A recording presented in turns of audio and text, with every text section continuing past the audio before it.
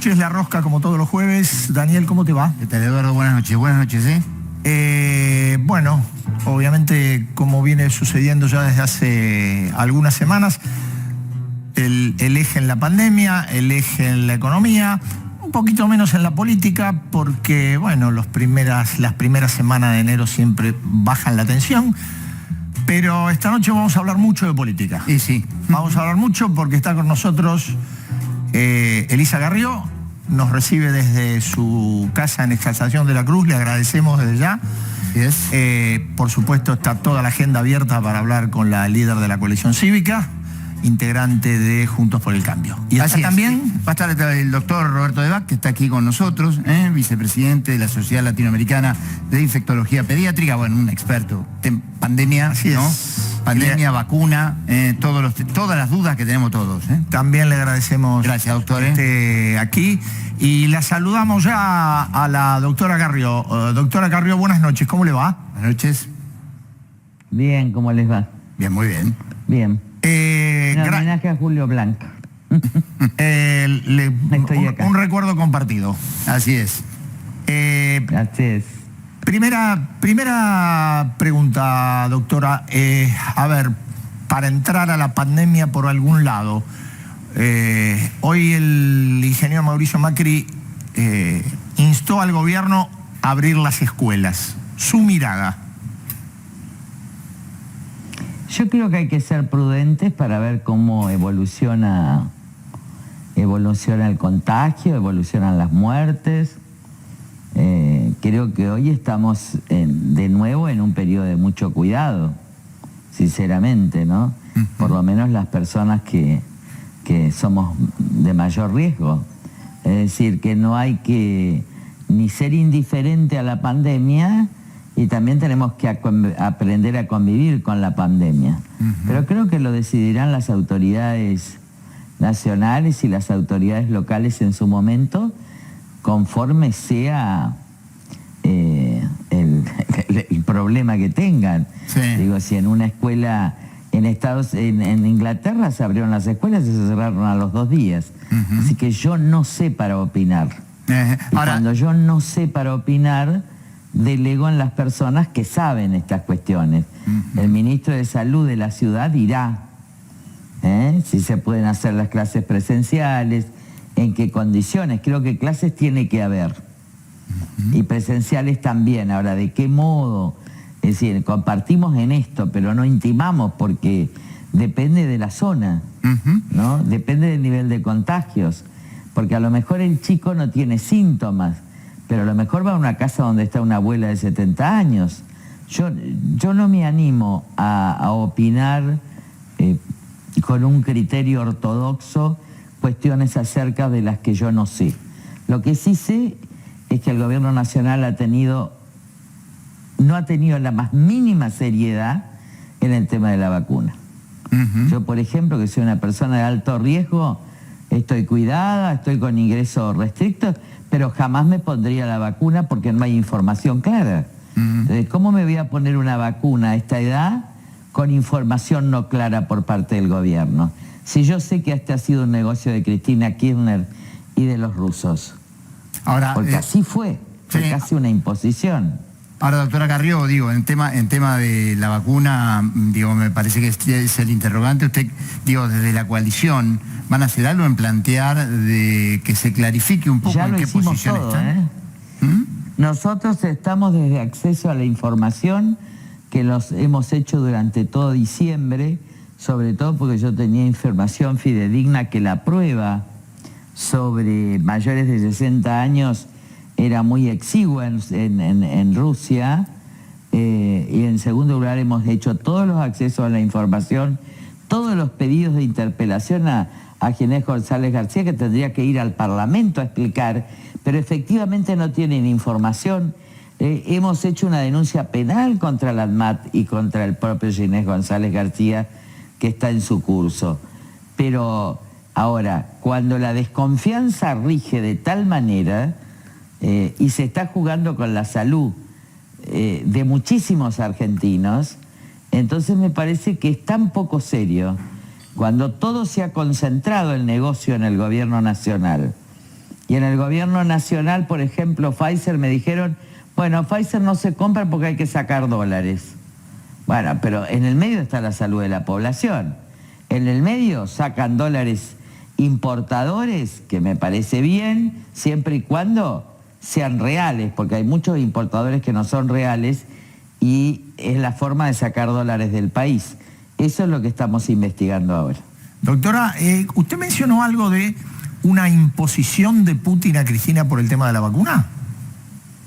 No, es una imposición de Cristina al gobierno de Alberto Fernández. De Cristina al gobierno de Alberto. Recuerdan que estaba todo el negocio con Sigman, ¿no? Sí, claro, AstraZeneca. Pero era con la Universidad de Oxford. Era un negocio, por eso lo concentraron. A favor de Sigman, que es el gran financista de la campaña de Alberto y además tiene como su íntimo amigo y casi socio Mansur en Tucumán. Estaba esto. Ella recibió a los rusos, que ya los recibía en Cuba, o al embajador o a alguien. Incluso hay fotos donde ella con Alberto recibieron al embajador. Ella impuso la vacuna rusa. Eso no hay que olvidarse. Esto es así, esto se hace con Rusia, esto es en el mismo eje que tiene Venezuela, ¿no? En eje con lo que hace Venezuela. Y fíjense que, para que ustedes entiendan mejor la geopolítica, chinos y rusos están peleando por inversiones en el propio territorio argentino, como es Chihuidos, etcétera, y después viene la hidrovía. Entonces estamos en una alianza geopolítica muy peligrosa. Doctora, usted mencionó recién una imposición de la vicepresidenta al gobierno de Alberto Fernández.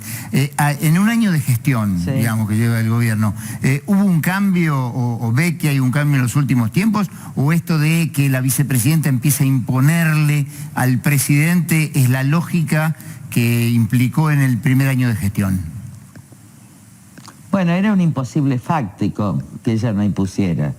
Cuando el líder es vicepresidente y el presidente es alguien que ha acordado con el líder, pero que en realidad no tiene votos y había tenido una muy mala gestión con el kirchnerismo que lo llevó a la derrota, está claro que iba a haber este tipo de conflictos. Si usted recuerda la alianza, cuando el candidato de un partido, que no era el líder, como era de la Rúa, aunque tuviera el apoyo popular, el vicepresidente fue Chacho, que era presidente de un tercer partido y sí tenía liderazgo sobre ese sector, la alianza tampoco duró mucho. Por eso yo siempre soy muy cuidadosa en los presidencialismos. Tuvimos el problema de Cobos, donde yo me opuse a que Cobos sea jefe de la oposición, porque si era Cobos jefe de la oposición, también era un proceso antirrepublicano. Bueno, el mismo juego está haciendo ella, claramente vaciando de poder al presidente. Ahora, que el presidente comete errores todos los días, que parece estar, fuera de la Argentina y fuera del mundo, como en una especie de escapismo de poder decisional, esto también está claro, ¿no? ¿Usted qué marcaría? Miren lo que hizo en materia económica. Bueno, a eso iba. Miren, lo del campo, nosotros tenemos que ser muy duros y realistas. La Argentina, que está con tapones en todos lados, va a estallar.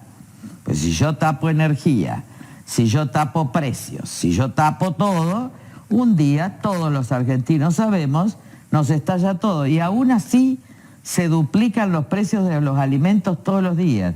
No nos engañemos, porque la población ve duplicarse. Yo misma veo cuando se compra, si uno compara lo que compraba en noviembre con determinada cantidad de dinero y ve lo que compra hoy de verduras y carne, se va a dar cuenta que compra la mitad. Y esto es el alimento de todos. No estoy hablando ahora. En la más ruda observación, ¿qué tenemos nosotros como ingreso de dólares, que es el problema de la Argentina? Nosotros, el ingreso de dólares que tenemos está sustancialmente ligado al campo. ¿Qué hizo la política de Juntos por el Cambio y por la que yo peleé mucho y vengo peleando desde el año 2007, cuando dije dejen en paz al campo? Me acuerdo en esas reuniones que hacen Nación y Clarín, que vos me vas a decir el nombre. Estábamos en Junín, nadie entendía nada. Dije, miren, vienen por el aumento de las Expoagro, nuestro programa del año 2007, ya de esto hace 14 o 15 años, de dejar en paz al campo. Ahora, si vos empezás al bajar retenciones y al bajarlas mucho en trigo y maíz, comenzás un proceso que es de diversificación, lo que permite también que no entremos en un solo modelo, que es que cierren los tambos y planten soja. Nada se cultive sino la soja, porque esto me mantiene precios internos más estables y por el otro lado me garantiza una caja asegurada. Esto no es así, porque estamos destruyendo la tierra argentina. Ahora el excedente, si se mantenía la prohibición de la exportación de maíz, el excedente eran millones de toneladas. Sí. Entonces, ¿cuál es el acuerdo que hay que hacer?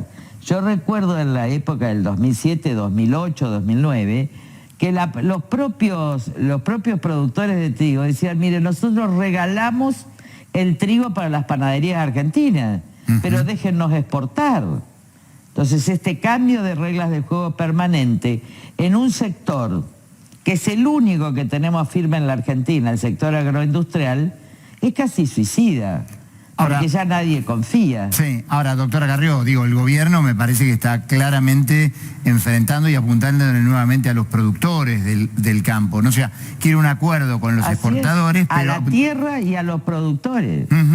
Y le sumo un dato. A la tierra y a los productores. Sí.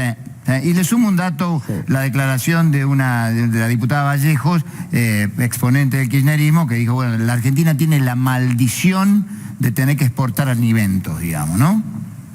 ¿Qué opina de eso? Pero, a ver, si lo que los países hacen bien es lo que tienen que exportar, y si lo único que supimos hacer bien es la producción y toda la mecánica ligada al agro, y yo creo desde hace muchos años en ciudades inteligentes ligadas al campo, y donde planteo ya la desurbanización para repoblar el territorio frente a esta nueva mecánica, sistemas de comunicación, que el adelanto tecnológico es mayor en el campo, ¿de qué quiere que vamos a vivir? Se cae la Argentina en un día. Si esa Argentina industrial que se siguió construir no existe como exportación. Entonces, ¿de qué quiere vivir? ¿De qué va a alimentar al Banco Central? Cuando Cristina decía al Yuyito, la verdad que los promotores de una plantación casi a título de monocultivo de soja era el propio kirchnerismo. Les voy a explicar a todo el pueblo por qué. Porque de ahí sacaban dinero, pero no alteraba el precio del resto de los alimentos. Pero esto es suicida, porque todos sabemos que si hay monocultivo se destruye la tierra. Entonces, cuando se cambiaron este sistema de retenciones empezó una enorme diversificación, que es lo importante. Ahora, acordemos un cupo. Si es mínimo lo que consume la Argentina en relación a lo que exporta. Pero no cambiemos las reglas de juego a mitad del camino. La verdad es que yo creo que hasta el propio ministro de Economía debe estar aterrado, Guzmán. Ahora, doctora, usted hablaba de los errores que comete el presidente. Ahora, y usted hace esta descripción de cómo es la situación y la relación con el campo. Ahora, ¿esto es un error del presidente o una imposición de una política de la vicepresidenta? Yo creo que son las dos cosas al mismo tiempo, porque yo no puedo eludir al presidente. Ahora, la economía cerrada, con todos los tapones puestos sobre la economía real, ¿qué quiero decir? Si vamos a tener que de nuevo importar gas, ¿cuánto nos va a salir? ¿Cuánto nos salió el negociado del gas? Entonces, vos apretás todo, pero en un momento no tenés luz, en un momento tenés que volver a hacer ajustes terribles en materia de energía, en un momento, es decir, empezás a hacer como cepos. Y esos cepos hoy están sostenidos exclusivamente, se miden porque hay un mayor nivel de dólar en el Banco Central, que estamos prácticamente en negativo. Pero cuando vos ves el resto de la economía y estamos en pandemia, lo que peor estamos haciendo es darle credibilidad y confiabilidad al futuro. ¿Qué hago yo? ¿Qué planto? ¿Maíz? ¿No planto maíz?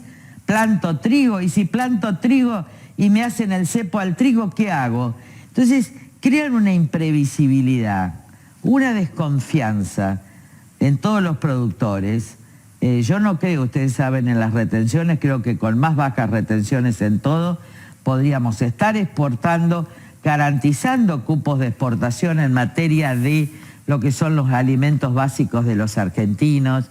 Tendríamos que estar marchando ya con los programas Pro Huerta, tendríamos que estar marchando aceleradamente con los ejidos municipales, pero veo que en realidad no hay ausencia de Estado y ausencia de política, y es lamentable. Yo conozco mucho el campo, porque he recorrido 25 veces toda la Argentina.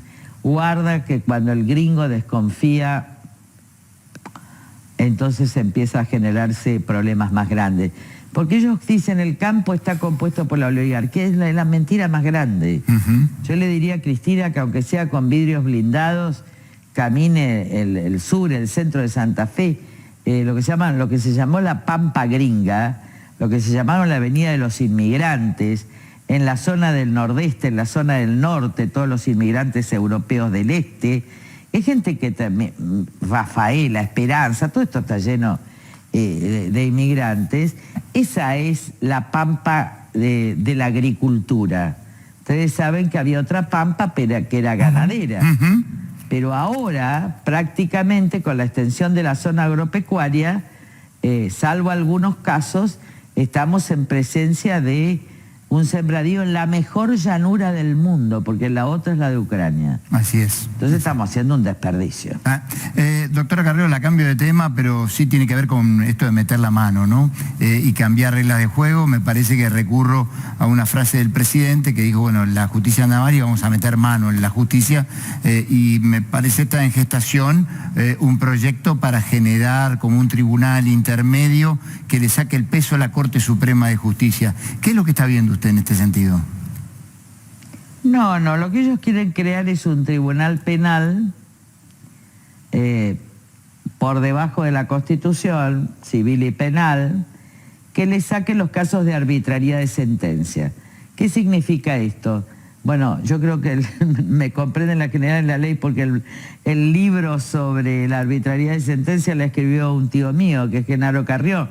Pero a partir de algunos casos, y hay un libro famoso de la Corte admitió que cuando la sentencia era claramente violatoria del debido proceso legal, cuando no había un razonamiento, cuando había ausencia de fundamentos, ese acto, ese fallo violaba la Constitución Nacional por irrazonable, ¿no? Entonces era un fallo irrazonable por arbitrario, y en tanto que eso violaba la Constitución Nacional. Ellos pretenden bajar estos casos de arbitrariedad, que son por los que se van en materia penal o civil, porque los otros van directo, porque hay cuestión federal en el medio, a un tribunal que sustituya a la Corte. ¿Para qué? Para poner jueces propios que, ante eventuales condenas de Cristina y de los otros, declare la arbitrariedad. Ahora, declare la arbitrariedad y vuelva al tribunal inferior, alejando a la Corte. Yo creo sinceramente que esto es de dudosa constitucionalidad, porque el recurso ante la Corte, el recurso extraordinario no lo pueden limitar.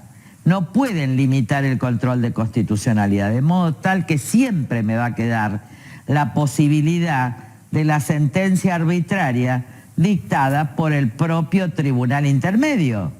¿Por qué? Porque el garante último del control de constitucionalidad es la Corte. Y la Corte va a ir por vía de recurso extraordinario de queja, porque esto fue una creación jurisprudencial y se va a mantener. No pueden poner un tribunal equiparado a la Corte Suprema, porque no lo habilita la Constitución y porque el Contralor último es de la Corte. Me gusten o no me gusten sus miembros, así cierra el esquema republicano en la Argentina. ¿Se le molesta a ella? Miren, a mí le he pedido juicio a algunos miembros del tribunal, pero jamás he entrado a cuestionar una decisión de la Corte. Doctora... Incluso en criterios en que yo no estoy de acuerdo. Doctora, respecto de otras modificaciones, está también el proyecto de la ley del Ministerio Público. ¿Usted se sigue manteniendo la idea de respaldar la hipotética candidatura de Daniel Rafecas como procurador, que fue la propuesta original del presidente? No es hipotética. No, bueno, no es hipotética, tiene razón. Es la propuesta. Sí, del presidente. Es la propuesta de un presidente de la República, que yo creo que contaría con los 2/3. Ahora, no es la oposición el problema de Rafecas, ni es algún sector del peronismo. El problema de Rafecas es el kirchnerismo, porque Cristina no quiere que Rafecas sea procurador. Y no quiere porque Rafecas va a tener independencia respecto del mando de Cristina. Entonces, mientras no está el actual procurador, que es excelente, que no lo va a poder... Fue el secretario de Andrés D'Alessio cuando fue procurador. El actual procurador, si me recordás el nombre, porque yo también estoy grande... ¿Cómo se llama el actual procurador? Casal, que nosotros lo hemos defendido, una bellísima, excelentísima persona. Así que ella podrá hacer todos los movimientos, pero Casal no lo va a poder mover. Casal está allí y está en realidad cuidando la Constitución y la vigencia de la Constitución, porque tiene incluso, tiene más de 65 años. Así que no es un problema de me quedo por el cargo, me quedo por el sueldo, al contrario. Es un problema de integridad de la Procuración General. Así que, y cuando se tenga que tratar Rafecas, va a tener que decir la vicepresidenta si apoya o no al presidente. Porque lo que el presidente no puede hacer, porque se cae inmediatamente como presidente, es retirar el pliego de Rafecas. Rafecas es un hombre que yo misma le he pedido en alguna oportunidad en juicio político, pero que tiene una gran formación en Derecho, que es un enorme jurista. Yo lo conozco desde la Comisión de Lavado desde que era joven, no lo he tratado así personalmente. Sí, una sola vez fuimos con el que se murió, el senador que era nuestro, con Pino Solanas, y la verdad que avanzó bien en el enriquecimiento, pero tenemos que buscar un fiscal equidistante, porque la disposición de la acción penal también significa que yo pueda bajar la pena. Puedo tener un pacto con un arrepentido. Si ese poder se lo vamos a dar a un kirchnerista para armar causas, se imaginan. Por eso mantener los 2/3, que fue lo que logramos el radicalismo y el menemismo y el frepaso en el año 1996, 97 y 98, estaba Pichetto, estaba yo, estaba Negri y estaba Soria. Y logramos los 2/3, logramos el juicio político. ¿Qué quiero decir? Hubo un sentido de institucionalidad en las leyes que se dictaron para ejecutar la Constitución, y ahora ella quiere acabar con todo. Pero en esa época estaba absolutamente con nosotros, ¿eh? Ella es una de las que aparece en la foto de Consejo de la Magistratura. Ella está defendiendo el tema de los 2/3. Incluso Yoma, que es mi amigo, estaba por mayorías más simples. Pero ella siempre estuvo por un criterio institucional. El cambio de discurso de ella en materia institucional, incluso de derechos humanos, es increíble. Está obsesionada por su impunidad personal. Pero tiene una forma: que devuelva el dinero robado. ¿Cómo evalúa usted este primer año en términos judiciales para Cristina, en relación a sus causas, a todas las batallas que dio? La justicia... Miren, hay tantas pruebas, pero pruebas oficiales. ¿Qué pasó con nuestra demanda del 2008? Nosotros le decíamos, boletín oficial número tal pida Ercolini, boletín oficial, porque era todo sobre boletines oficiales. Lo que nunca hizo Ercolini fue pedirle a Vialidad los boletines oficiales, ni buscar él los oficiales. Ahora, cuando llega el gobierno, llega Iguacel, le manda todos los expedientes, y ahí están los sobreprecios. Pero esos sobreprecios nosotros en su momento los sacamos de los boletines oficiales.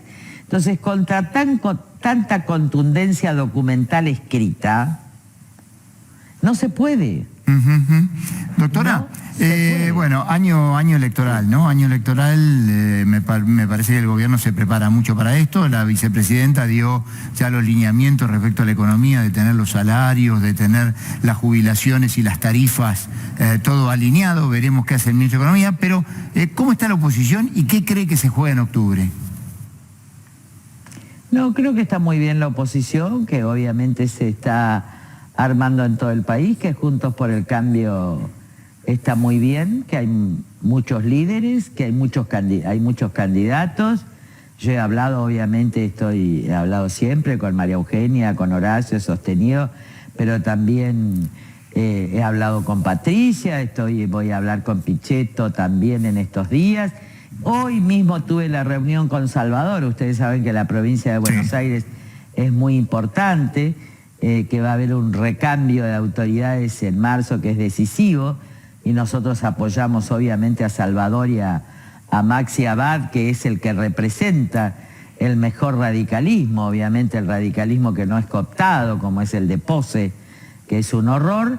Y entonces hoy misma me saqué la foto y digo, vamos avanzando en conversaciones en casi todos los distritos, ¿no? Muy bien, muy bien. Por ahora no se ve foto con Macri, común, ¿no?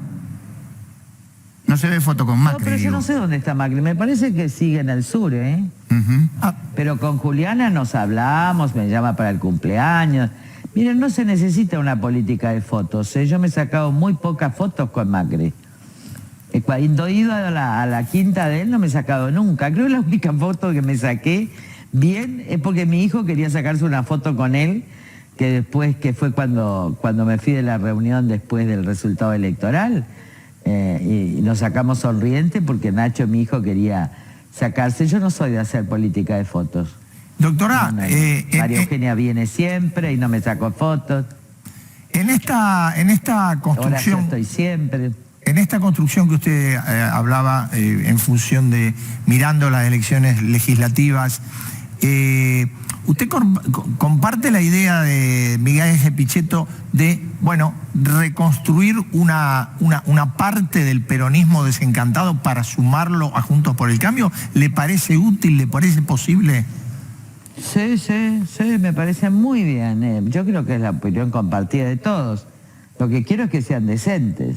Es decir, si vos vas a ampliar a un estilo que metas todos los corruptos de la provincia de Buenos Aires, del resto del país, para hacer contrapeso, en realidad esto carece de sentido. Pero si es que, miren, vos debés recordar, porque ya somos grandes los dos, sí, claro, nos queremos, que la coalición cívica, el ARI, nació y la mitad venía de origen peronista, la mitad de origen radical, la mitad independiente. El tema es la decencia. El tema es la decencia. Y ahí puede haber traiciones.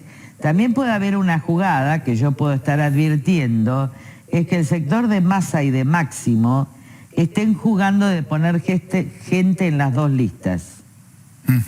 Porque hay una jugada que hacen determinados sectores del peronismo en las elecciones legislativas, que es esto. Uno está de un lado, supongamos del oficialismo, y uno que parece que se corre a Juntos por el Cambio, se queda de acá. En esto están trabajando Massa y Máximo. Entonces ponen candidatos también en Juntos por el Cambio y resulta que después hay una mayoría abrumadora de ellos en el Consejo Deliberante. Entonces, este armado, la relación la tiene que explicar Ritondo, porque es el que tiene la relación con Massa y también con Máximo. Esto es una trampa mortal, porque entonces toda la fuerza de Juntos por el Cambio y de sus líderes termina en concejales que todos, y sobre todo en el conurbano, yo recuerdo cuando yo sacaba muchos concejales en el conurbano 2003, 2007, etcétera, que ganábamos la mesa de mujeres, tuvimos muchas idas. Es decir, son interesados que van, integran las listas y al otro día están al lado del intendente de turno o del gobierno de turno para recibir dinero. Ahí hay un acuerdo de Ritondo, de Máximo y de Massa, y también ahí lo podríamos incluir un poco a este chico que fue presidente de la Cámara, Monzó. Entonces, hay que tener cuidado. A mí me encanta que esté el peronismo, porque realmente el peronismo republicano es muy importante para la Argentina. Eso comparto absolutamente con Pichetto, y además yo tengo hijos que son antigrieta, porque son hijos de una peronista y yo que era radical. Pero lo que quiero decir es que tengamos en cuenta, primero, la trampa en que siempre nos mete cierto sector del PJ, de poner gente de uno y otro lado y después hacer fraude, mientras no seamos ingenuos y juguemos a un proyecto nacional realmente claro, ningún problema. Doctora. Pero sí advierto, y ya lo estoy viendo, que hay armados tramposos que quieren incluir a sectores de la coalición cívica para que le cierren a Horacio, y esto no es así. Doctora, le hago la última. ¿Usted en qué lugar se ve para octubre y en qué lugar se imagina para el 2023? Yo no me imagino. Yo lo que decidí frente a esta ausencia de gobierno, la pandemia, etcétera, es que no me iba a poder quedar en casa sin hacer nada mientras muchas cosas sucedían en el país. Y es cierto que tengo riesgo de salud, pero me mejoraron mucho. La pandemia, la verdad que me recuperó físicamente. Si estos números permanecen, yo puedo dar la batalla en la provincia de Buenos Aires para que lleguen muchos. Si no mido, no mido. Si mido y sirvo, sirvo. Yo ya estoy hecha, no estoy para... Pero alguna vez sí, si me dicen gobernar la provincia de Buenos Aires para terminar de combatir todas las mafias, donde esta es la cuestión nacional, y tengo apoyo, sí lo haría, aunque sea lo último que haga en mi vida. Mirá lo que te digo. Doctora, muchísimas gracias por estar esta noche con nosotros. Gracias. Muy amable. Muy amable.